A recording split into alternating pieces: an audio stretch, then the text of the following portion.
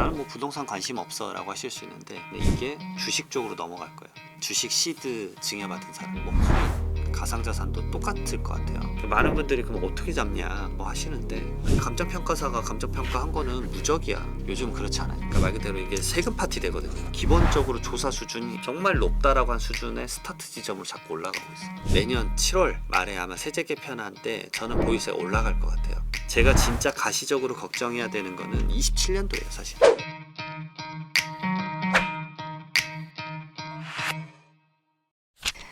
세무사님, 지난 10월 15일에 네. 부동산 관련 이제 대책이 발표된 이후에 이제 국세청 움직임이 심상치 않은 상황인데요. 이번 세무조사가 특히나 이제 부동산 증여 쪽을 정조준하고 있다. 근데 뭐 실제 분위기는 좀 어떤가요? 부동산 증여 관련된 세무조사 케이스가 나오는 경우가 거의 없어요 사실은. 항상 나오는 게 그냥 자녀가 주택 취득할 때 자금 얼마 빌려줬다. 그래서 이제 취득할 때는 이제 자금 조달 계획서라는 걸 쓰는데 그거 조사가 태반이었거든요. 근데 진짜 순수하게 증여만 조사한 케이스가 거의 없는데 이게 나왔어요. 그래서 이걸 보면서 느끼는 게 이제 예를 들어서 이제 나는 뭐 부동산 관심 없어라고 하실 수 있는데 제가 장담합니다. 이제는 이게 주식 쪽으로 넘어갈 거예요. 주식 시드 증여받은 사람. 왜냐하면 최근에는 주식 자본시장 많이 살리겠다고 코스피도 많이 올라가고 물론 이제 4천 쪽에서 보합하고 있긴 하지만 계속 이쪽에 대한 시드로 자금을 벌었던 사람들에 대한 조사, 그다음에 좀 더 나아가면 뭐 코인, 가상자산도 똑같을 것 같아요. 그래서 부동산 쪽에서는 이런 형태를 보고 있구나. 이걸 보시면은 도움이 되실 것 같아서 이걸 좀 말씀드리고 싶었는데 10월 15일 날 부동산 대책이 말 그대로 거래를 다 묶어버렸어요. 그러니까 이제 조정 대상 지역도 묶어서 세금도 강화됐지만 토지 거래 허가 구역이라 그래서 그거는 2년 실거주를 무조건 해야 되거든요. 내가 매수를 하면. 그러니까 임대차 껴 있는 것을 갭 투자로 못 사요. 왜냐하면 임차인이 살고 있는데 내가 어떻게 들어가서 삽니까? 이게 불가능해졌거든요.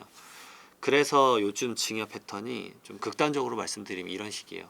자녀한테 뭐 예를 들어서 30억짜리 아파트를 주겠다. 그러면 50억을 증여를 해줘요. 그래서 그걸로 증여세 내고 그 다음에 너 그걸로 30억짜리 사. 이런 패턴이에요. 근데 이제 세무서에선 보는 거죠. 그러게 순수하게 증여세 내고 다 하면 뭐 조사할 게 뭐가 있겠느냐 이럴 수 있는데 너 50억 어디서 났는데? 너 소득 누락한 거 아니야? 50억 정도를 준다라는 건 엄청난 가액이잖아요. 그러니까 개인 간에는. 그래서 이런 조사들을 하나씩 하고 있는 겁니다. 말 그대로 이제 예전에도 똑같은 패턴인데 21년도에도 토지거래 허가구역 많이 묶었을 때 거래량 자체가 줄어드니까 증여가 오히려 올라가요. 그러니까 증여해서 주겠다. 어차피 부동산 팔아봤자 세금 너무 많이 나오니까 그러면 너가 이거 가져가라. 왜냐하면 보니까 우리나라 부동산은 불패야. 이거 가져가면 같이 올라갈 거야. 이런 식의 증여가 많이 늘어나고 있어요. 말 그대로 올해 같은 경우는 1월부터 10월까지 7,700건의 증여 벌써 많이 일어난 거거든요. 서울에서만.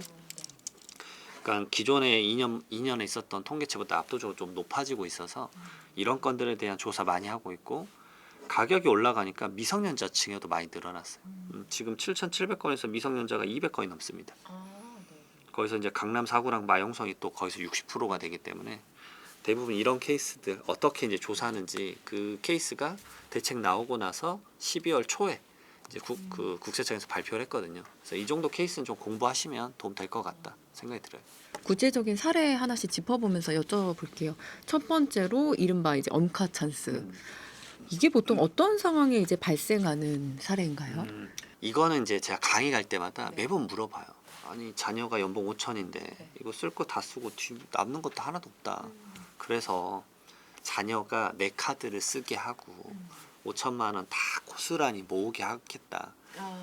그걸로 주택을 사든 아니면 뭐 자기의 전세 보증금을 마련하든 대출을 갚든 이렇게 해주는 거죠. 생활비를 지원하겠다 뭐 이런 맞습니다. 의미인 거군요. 네. 근데 많은 분들이 이제 피부양자의 생활비가 증여세 이제 말 그대로 비과세 항목이기는 해요.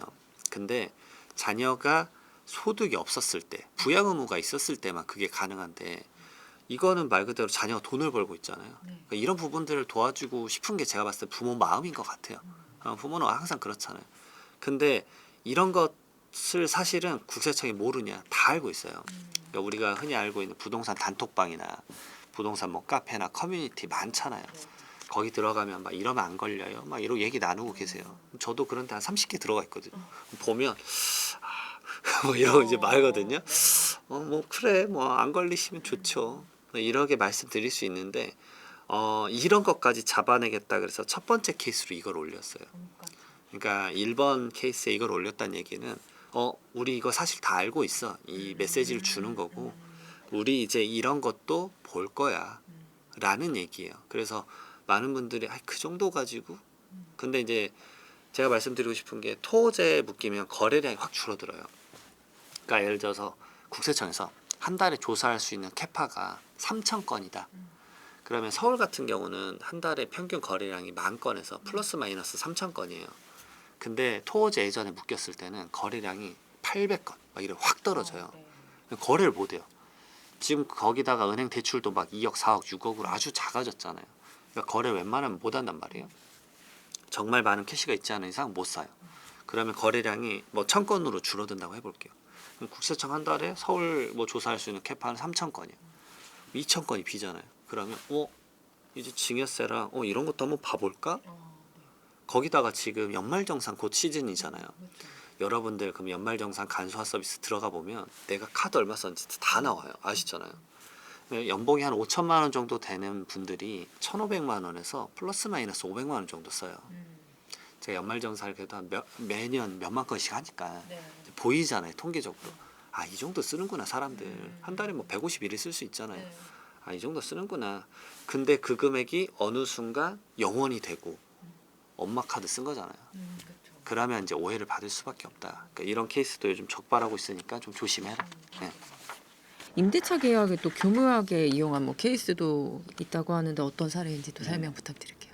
이게 이제 아버지가 주택을 주고 싶은데 그 아버지 주택에서 조부모가 임대차로 지냈었던 거예요. 그럼 조부모가 뭐 예를 들어 이게 아파트가 10억짜리인데 조부모가 여기 임대차로 뭐 6억에 지낼 수도 있죠. 6억으로 지냈어요. 그리고 아버지가 이 주택을 자녀에게 부담부 증여를 해준 거예요. 그러면 이 조부모가 6억 원의 보증금을 낸 상태를 승계받는 조건이잖아요. 그러면 손주가 그걸 받은 거니까 손주는 그걸 조부모가 나갈 때 그걸 갚아야 되는 거죠. 갚아야 돼요. 왜냐면 자기가 임대차 보증금 승계했으니까. 근데 이게 둘이 아는 사이잖아요. 그러니까 갚았다고 치고 넘어간 거예요. 그러니까 예를 들어서 많은 분들이 이 정도까지 잡겠어는 그런 케이스만 6개가 이번에 다 적발이 된 거거든요. 근데 그 6억 원 결국은 안 갚고 새로운 임차인 들여서 그 임대 보증금까지 이 손주가 썼는데 그걸로 골드바하고 해외 주식 사고 한 거예요. 그러니까 말 그대로 사치가 엄청나게 증가된 거예요. 근데 당신은 소득이 없는데 갑자기 이런 거 어떻게 했냐. 말 그대로 아까 1번 케이스랑 연동이 되는 거예요. 소득은 얼마 없는데 당신이 경비가 너무 많다거나 아니면 소득은 이만큼 있는데 경비가 아예 제로거나 이런 케이스들을 지금 잡아낸 케이스입니다. 그래서 이런 것들 뭐 걸리겠냐, 이 정도 복잡하면 못 잡지 뭐라고 생각하실 수 있는데 사실 이 정도는 복잡한 축에도 안 껴요. 근데 이제 그 과세관청에서는 이제 한계가 있으니까 행정력이 한계가 있으니까 그냥 넘어간 것뿐인데 요즘에는 그런 케이스들도 잡아내고 있다. 그 말씀 드리고 싶어요.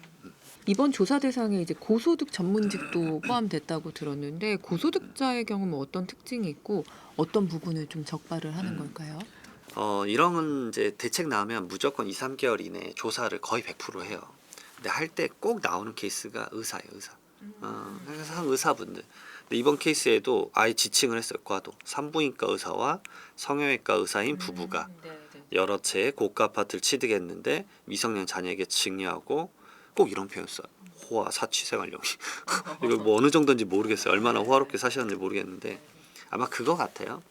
두 분이서 이제 뭐 5년간 번 게 세후로 뭐 50억이다. 근데 너희들이 갖고 있는 부동산이 뭐 극단적으로 이제 이 케이스는 아니지만 뭐 300억이다. 아니 50억으로 뭐 투자해서 몇 배 벌 수 있겠지만 300억 어떻게 마련한 거야? 그래서 그걸로 미성년자 자녀 준 거예요. 그리고 그 증여세도 대신 내줬겠죠. 그것까지는 감당하고 했을 거예요. 그래서 야 뭐 이슈 없지. 세금 낼 거 다 냈잖아. 근데 너 소득 어디서 났는데? 근데 사실 이제 뭐 성형외과나 이런 과는 이제 국세청에서 조사할 때 조사 보고서에 이런 게 많이 나와요. 환자가 본인의 정보 노출을 꺼려해요. 그러니까 현금 매출이 많아요. 그러니까 정보 기록 안 남기고 그냥 현금 드릴 테니 수술해 주세요. 이런 거거든요. 이제 그런 현금 매출 누락들에 대한 걸 거의 다 알고 있어요. 거의 이런 의사 병원이라는 그 하나의 사업체에 대한 매출이 엄청 높다라는 걸 알고 있거든요. 그러니까 그런 것들에 대한 매출을 이제 누락하지 않았냐 잡아내는 거예요. 그러니까 많은 분들이 그럼 어떻게 잡냐 뭐 하시는데 뭐 본인의 그럼 다른 계좌 이렇게 이제 얄팍하게는 안 하실 거고 그럼 대부분 뭐 하는 게 뭐 예를 들어서 실장님 계좌 근데 그 정도는 이미 20년 전부터 잡았어요. 요즘은 실장님의 남자친구 계좌 이래 가요. 근데 거기서 잘못 주면 못 받아요 돈. 그분이랑 헤어지면 그 돈 못 받는 게 될 수도 있기 때문에 또 그런 케이스들을 잡아내 가지고 아 이거는 매출 누락이다 해서 병원의 소득세를 추징을 하는 거예요. 그러니까 말 그대로 고소득자는 아 이렇게 갑자기 엄청나게 큰 부동산을 증여할 때도 좀 이슈가 있다 이런 거 생각하셔야 된다 말씀드려요. 주택을 증여할 때 이제 제일 중요한 게 감정 평가라고 들었는데 실제로 뭐 시세 60억 아파트를 39억에 감정 평가를 해서 증여한 경우가 있다고 하더라고요. 일단 어떻게 시세 60억짜리를 39억에 이렇게 평가를 할 수 있는지 이게 가능한 건지 궁금합니다. 감정 평가사님들의 영역이긴 한데 이제 증여세가 너무 부담되잖아요. 왜냐하면 과세표준 30억은 넘어가면 세율이 50%나 돼요, 사실은. 그러니까 이분도 지금 인근 시세 60억이어가지고 근데 기준시가 22억이니까 야 우리 최대한 낮춰보자. 그래서 무리하게 낮추신 것 같아요. 아마 이제 감정평가사님도 이제 이 고객이 너무 무리한 걸 요청해가지고 꾸역꾸역 만든 것일 수도 있는데 39억은 사실 너무 낮잖아요. 그러니까 제가 봐도 20억 이상 차이가 나는데 이게 말이 되느냐. 그럼 국세청에서도 자체 감정평가법인이랑 업무 협약을 맺어 놓거든요. 5군데랑 맺어놔요. 이 5군데에서 감정평가를 해봤는데 아니 이거는 아무리 낮춰도 50억이다. 가격이 나올 수가 말이 안 없다. 된다.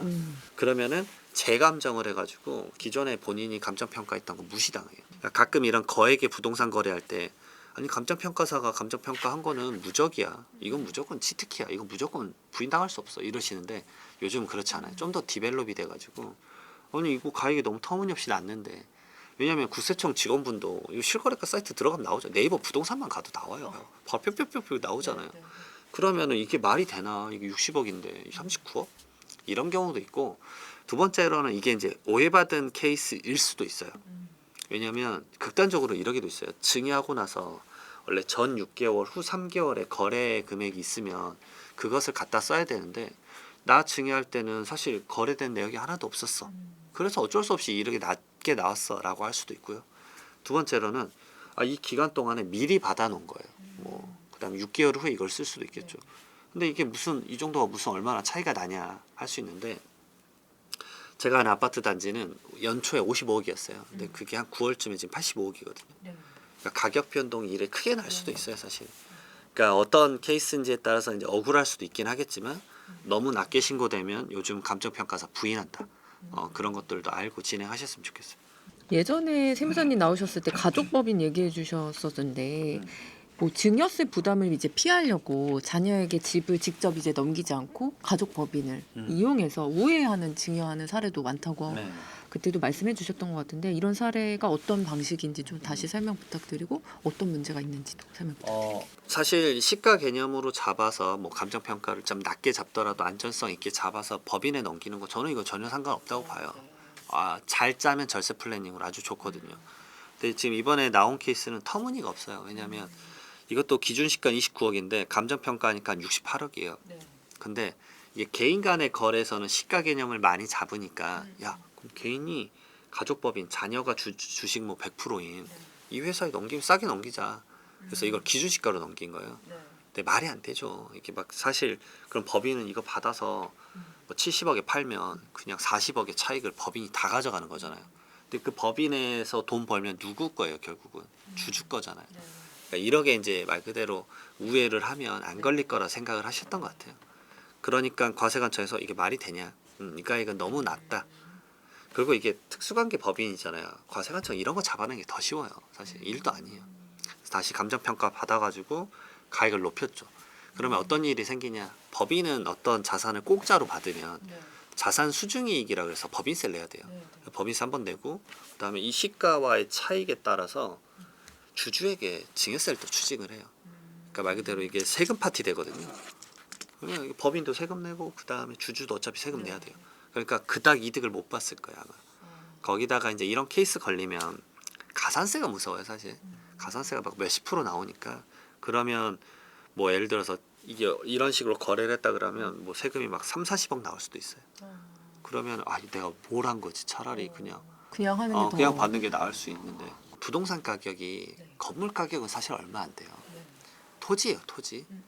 그러니까 예를 들어서 뭐 150억짜리 있다. 뭐 제가 최근에 했었던 게 뭐 역삼동 건물인데 그러면 이제 이 전체 토지와 건물이 150억이잖아요. 그러면 이제 월세가 얼마 나오는지 먼저 봐야 돼요. 근데 이 건물에 대한 월세가 한 3,500, 뭐 4,000 이 정도 나왔어요. 근데 건물이 오래됐어요. 뭐 사용 승인일이 90년도 이전이다. 그럼 감정 평가를 하잖아요. 이 건물 얼마일 것 같아요? 얼마 나올 것 같아요? 기자님. 토지가 148억이고 얘가 2억이에요. 2억밖에 안 해요. 근데 월세는 다 여기서 토지가 그냥 거의 다 네. 금액을 차지하는군요. 네, 토지가 99% 차지한 데도 많아요. 네. 95% 이상. 그러면 이 2억 원에 대한 건물만을 자녀가 법인 만들어서 가져가는 거예요. 그러면 월세를 누가 다 가져가죠? 건물 소유주가 원래 월세를 가져가는 거예요. 그리고 건물 소유주는 토지주에게 지료를 줘야 돼요. 근데 그 지료가 근데 예를 들어서 똑같이 월에 막 4천만 원 나온다. 그러면 실익이 하나도 없겠죠. 그러니까 이거는 부동산의 형태, 가족의 형태마다 전부 다 다른 플래닝이 아주 여러 개가 있어요. 그 중에 하나를 그냥 예시로 말씀드린 것뿐이고. 근데 이게 지료가 예를 들어서 뭐 2천 나온다 그러면 그래도 우리가 4천 월세 버는데 2천 지료 주면 2천 남네. 그럼 법인에 2천을 쌓아줄 수가 있잖아요. 그런 관점들을 활용하는 거예요. 그래서 법인에서 이제 자녀들이 거기서 이제 어느 정도 형태를 가져갈 수 있게.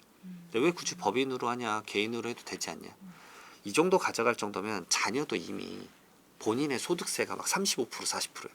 거기다 이 소득 얹으면 세금이 엄청나겠죠. 그러니까 법인에다가 담아둬서 다른 식으로 활용을 해라. 뭐 부동산 법인이니까 그런 것들을 활용하는 거예요. 대리 납부 사례도 한번 여쭤볼게요. 아버지가 미성년 자녀에게 주택을 이제 증여하고 그에 따른 증여세, 취득세 이런 거를 이제 할아버지가 대신 납부하는 경우인데요. 이런 대리 납부는 원래 합법이었나요? 맞아요, 합법이에요 원래는. 이거를 이제 절세 방식이에요. 말 그대로 합산과세 회피 방식인데 증여 재산 공제라고 10년간 5천만 원 쓸 수 있는 거 있잖아요. 그러면 그거는 직계 존속을 전부 다 포함을 해요. 부모, 조부, 조모 다 포함해요. 근데 세율의 합산은 달라요. 그러니까 부와 모에게 받은 거는 다 합쳐서 세율 계산을 해요. 그러니까 증여세 높으면 막 50%까지 적용을 받는다 말씀드렸잖아요. 그러니까 이것도 그런 식일 거예요. 내가 너한테 30억 줄게 하면 딱 증여세가 한 10억 정도 나와요. 근데 그 10억까지 또 증여를 해주면 내가 이미 세율 구간이 50%니까 또 5억이 늘어나잖아요. 그럼 5억에 대해서 또 주면 또 늘어나. 계속 가요. 무한루트 돌거든요. 이게 최소 금액 과세 최저 한 50만 원까지 될 때만 계속 가거든요. 그러면 사실상 이 자녀에게 줘야 되는 건 10억이 아니라 막 13억, 14억 이래요. 확 커지거든요. 그러니까 이분은 그걸 활용한 거죠. 조부모가 주면 그 다음부터는 또 10%예요. 세율 구간이 합산이 안 되는 거예요. 그러니까 아버지는 이제 30억만 줘서 10억을 내야 되는데 그 10억을 할아버지가 내줄게. 그러면 낮은 세율부터 적용되니까 그 대신 할아버지가 손주를 주면 세대 생략 가산이라 그래서 30%가 더 붙어요. 하지만 일정 금액까지는 좀 더 낮단 말이죠. 10% 20% 차곡차곡 올라가니까. 그러니까 그걸 활용한 건데 그러면 이렇게 하면 당연히 안 걸리겠지 하는데 요즘 조부모님들이 손주 주려고 할 때 많이들 생각하는 걸 이렇게 하거든요. 비슷하게. 근데 제가 말씀드려요. 조부모님 재산이 있으십니까? 유동성이 있으세요? 현금성 자산이 있으세요? 이걸 잡은 거예요. 말 그대로 조부모가 돈이 없어요. 그러니까 아버지가 자기가 주면 계속 얹어지니까 50% 세율로 아버지가 할아버지에게 돈 주고 할아버지가 준 것처럼 그러게 피한 거예요. 그런 경우는 근데 적발이 이제 되는 거죠? 네, 그것까지 적발한 거예요. 그러니까 이렇게 위장한 것들까지 이젠 잡아내겠다. 그러니까 이 네 가지 케이스를 제가 이렇게 강조드린 이유는 지금 국세청장님은 국세처장까지 하다 나오셨던 분이에요. 엄청나게 국세청의 그 모든 이런 것들에 대해서 밝으신 분이에요. 밝으신 분인데 그분이 국세청장이 되셨기 때문에 기본적으로 조사 수준이 예전에 제가 그래도 이것만 한 사람인데 정말 높다라고 한 수준의 스타트 지점으로 자꾸 올라가고 있어요. 그러니까 생각보다 더 많이 조심하셔야 된다 말씀드리고 싶어요. 10.15 대책 이후에 내년 이제 보유세 인상 가능성이 최근 하던데요. 내년 세제 개편의 시점과 방향 좀 어떻게 보시는지 궁금하고 실수요자가 보유세 부담을 줄이기 위해서 개편 전에 좀 점검해야 할 포인트 뭐가 있을까요? 진짜 이제 주택으로 투자 개념을 가져가는 게 조금은 더 힘들 것 같다. 그러니까 버티지 못할 수도 있어서. 그러니까 그 주택 소유자에게 주택을 내놓게 만드는 세금이 딱 두 가지가 있는데 상속세랑 종합부동산세요. 재산세랑. 그러니까 말 그대로 보유세거든요. 근데 재산세랑 종합부동산세는 주택 가격이 올라가면 올라간 만큼 그 기준이 되는 가액이 올라가 버린 거잖아요. 그러니까 무조건 세금이 늘어날 수밖에 없고요. 그 다음에 지금 내년 7월 말에 아마 세제 개편한 때 저는 보유세가 올라갈 것 같아요. 올라갈 것 같다라고 생각하는 사람 중에 한 명이고, 그다음에 지금 이제 토지세라는 것도 이제 입법을 하려고 노력 중이잖아요. 그것까지 되면 매년 거의 1.6%가 세금이에요. 예를 들어서 어떤 기준으로 잡냐면, 물론 이제 전체적으로 따져봐야 되겠지만, 내가 갖고 있는 주택이 시세가 한 20억이다. 그러면 공동주택 가격이 한 14억, 13억 될 거예요. 그럼 14억에 그냥 1.6%가 내가 매년 내야 되는 금액이다. 라고까지 저는 좀 보수적으로 봐요. 그럼 매년 얼마를 내야 되냐면 2천 내야 돼요. 그러면 연봉에서 매년 월마다 200을 모아놔야 돼요. 아, 이게 쉽진 않을 것 같아요. 1주택자는 좀 빼줘야 되는 거 아니야? 1주택자라고 많이 뺄까? 왜냐면 올해 같은 경우도 종합부동산세 1세대 1주택자인데 종합부동산세 냈다라고 한 사람이 몇만 명이 늘었거든요. 근데 저는 이제 이걸 연구하고 사실 기재부랑 연구도 하고 있는데 종합부동산세라는 세금은요 10년간 이렇게 가다가 탁탁탁 올라가요. 엄청 급격하게 올라가거든요. 그러니까 이런 관점이세요. 내가 작년에 40인데 올해 갑자기 700만 원이 나왔어요 이래요.